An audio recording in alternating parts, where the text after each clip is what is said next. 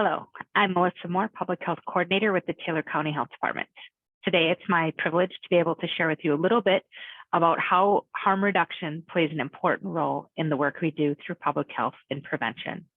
This presentation was originally created for the Taylor County Board of Health and presented on December 7th, 2022.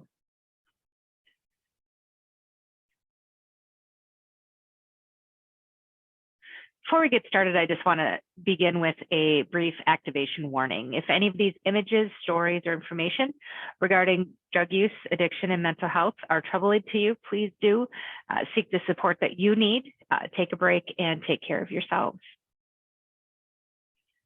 Simply put, prevention prevents the behaviors. When we talk about harm reduction prevents the consequences. Specifically in public health, we're very concerned about the impacts that certain behaviors have on our community, as well as individuals and those that love them. So what we're going to be talking about today is how harm reduction helps support our prevention efforts.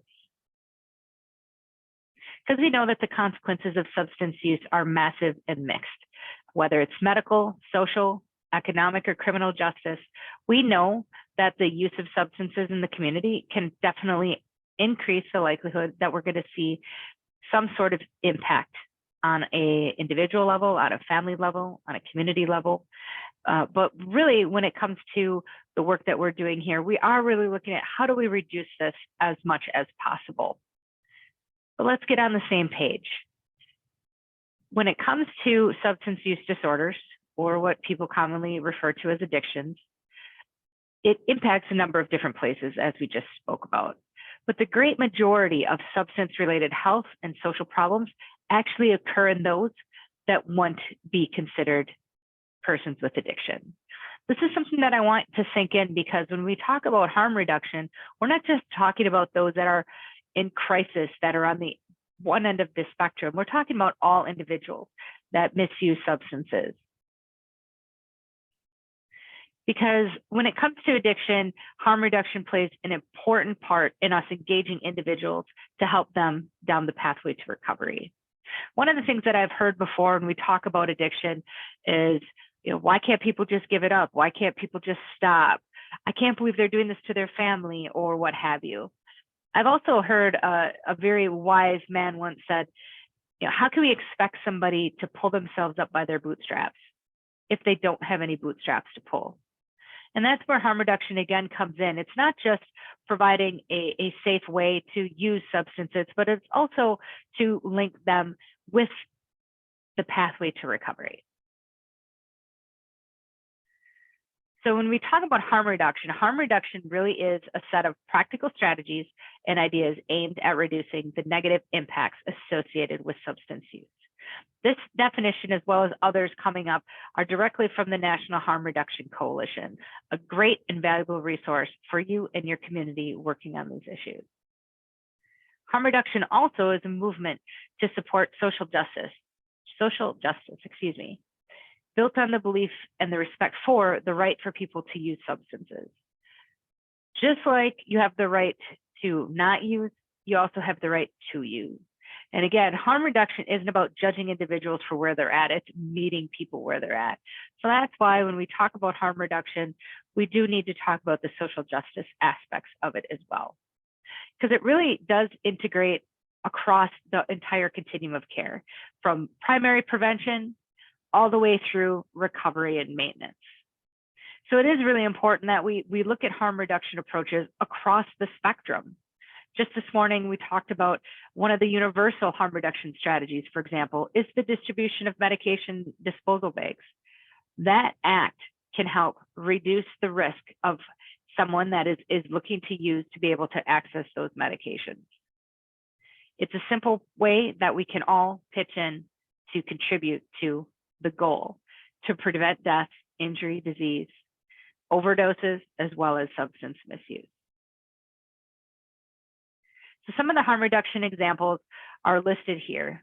There's a variety of things that we can do in our community that really hit that spectrum, whether it's distribution of naloxone, commonly known as Narcan, to help reverse those opioid overdoses, whether it's the needle exchange program or providing safe smoking devices for individuals that are using different drugs or they are smoking them, to substance testing kits like the fentanyl test strips, which we're starting to be able to distribute here through the Taylor County Health Department. Things like medication and sharps disposal, another community-based initiative that can help us in supporting individuals in their recovery efforts. And lastly, bringing that information not only to those that are using, but those that care about them and the general public as well. All of these things together work towards us achieving our goal to prevent and reduce the impacts that substance misuse can have. Two things to consider though.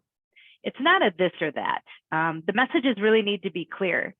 The goal needs to be as safe as possible. One of the examples that I like to use here is the Safe Ride Home program. Safe Ride Home program, the goal is to get people from point A to point B in a safe manner. Instead of drinking and driving, they're getting a ride with someone else. The mistake though in some communities are that they're trying to tell people how they should drink at the same time. Don't drink so much, don't drink too much. You know, even the simple message of a lot of things happen when people drink besides drinking and driving. Some of those messages can be conflicting. So if our goal specifically is to reduce the number of people that are choosing to drink and drive, harm reduction strategies is through the use of the Safe Ride Home program. But the reality is there's no do-overs when you're dead. The goal is for the individual that we're trying to serve to live long enough to make it to recovery. No matter how long it takes, no matter how long they're there, each time there's an attempt, they're one step closer to that long-term recovery. Harm reduction does not, though, require abstinence from any risk behaviors, but instead meets them where they are. Sometimes this is the only opportunity we have to talk about the fact that there are recovery supports out there, that these are the treatments that are available in our community. Even if they're not ready to necessarily hear it then or take steps then towards recovery, they're still receiving that information. And that's an important step towards long-term recovery, especially when we talk about substances of misuse. It also does not exacerbate drug use or undermine treatment efforts.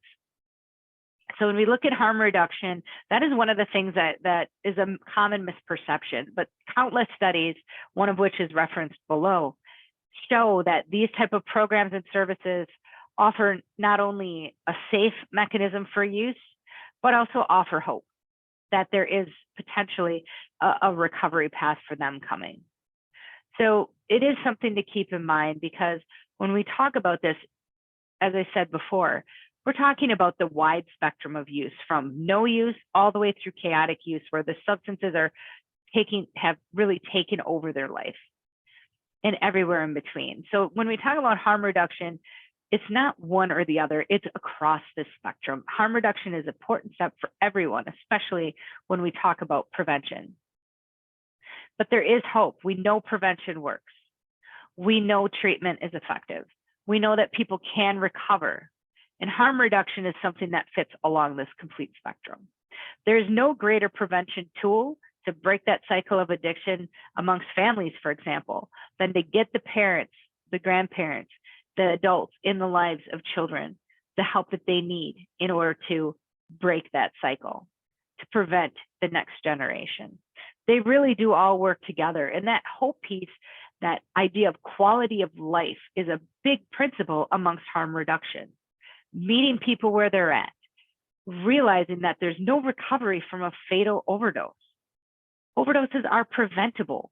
And I'm not just talking about overdoses that are fatal. I'm talking about all overdoses, or poisonings, as they're more commonly referred to now.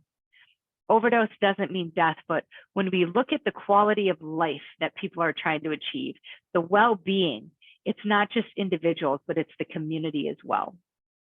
So we need to help do whatever we can to meet people where they're at, get them on that path to recovery, and support them, not further stigmatize them. And we need to clean the pond. This is one of the analogies that I use often when I talk about prevention, is that we could take this duck out of the dirty pond, we can clean it up, we can feed it, we can love it, we can care for it. It's doing great, it looks great, it feels great. But if we put it right back in the same dirty pond, we can expect the same results. It's the same as if you look at an individual that has misused alcohol, has been arrested for their 6th OWI, has been put in jail for a number of months. During that time, they're evaluating their use. They look great. They feel great. They're optimistic about their future. But when they get out, they go back into the same social circles, same family structures, same workplaces, where may get out on a Sunday, by Friday, it's already time for happy hour. We need to clean the pond. We need to look at how do we socially detox individuals to be able to be comfortable and supported in their environment to continue down that long-term recovery. Because public health and preventionists in harm reduction, we want to help move people towards acceptance or understanding around harm reduction strategies. We want to address the stigma that comes with addiction or the use of these substances because these are our family members, our friends, our loved ones. We want to provide education and resources to the community, as well as those that are using or actively using or supporting those that are. We can also coordinate a lot of the strategies that are happening within the community to help reduce these harms.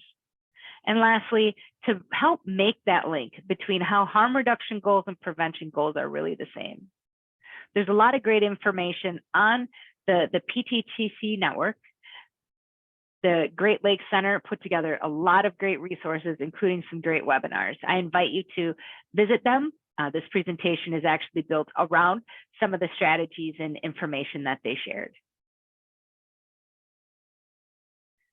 So the common harm reduction prevention goals come down to 3 pieces: connecting people, not only to education and resources, but to others that have similar resources.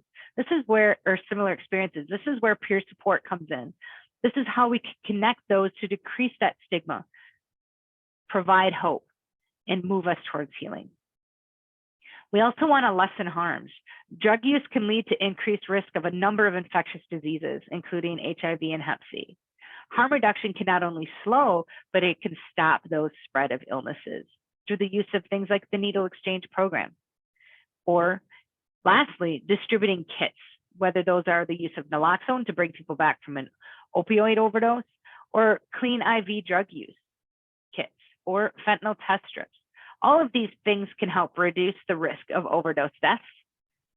At the same time, you can provide information that can link them to the care that they need or are looking for at the time when they are seeking it.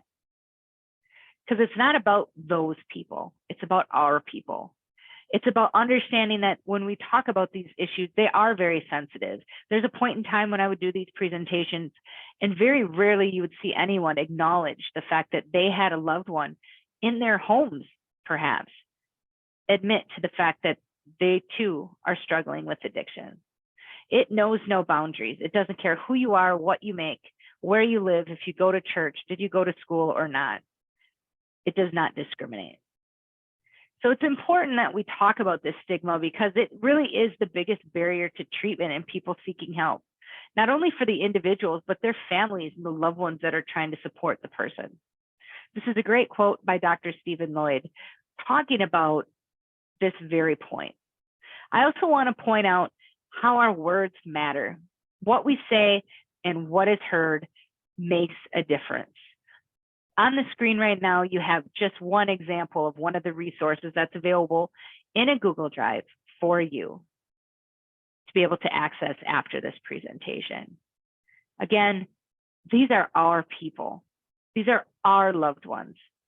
They're not them, it's us. So we all need to work together to reduce that stigma. And I recognize when we talk about harm reduction, there's a lot of internal conflicts that people may have. It could be the jobs that they do. Those that are tasked with enforcing the laws may have a struggle of this may look like they're condoning it by distributing Narcan. But the reality is when we look at this, it's saving lives. It's saving lives so there's one more chance to reach that person to move them down the path of recovery. Also, our values may stand in the way or may cause some of that conflict. And our experiences, not only our own experiences, maybe those of loved ones or those of family or friends or things we've heard or seen on the media.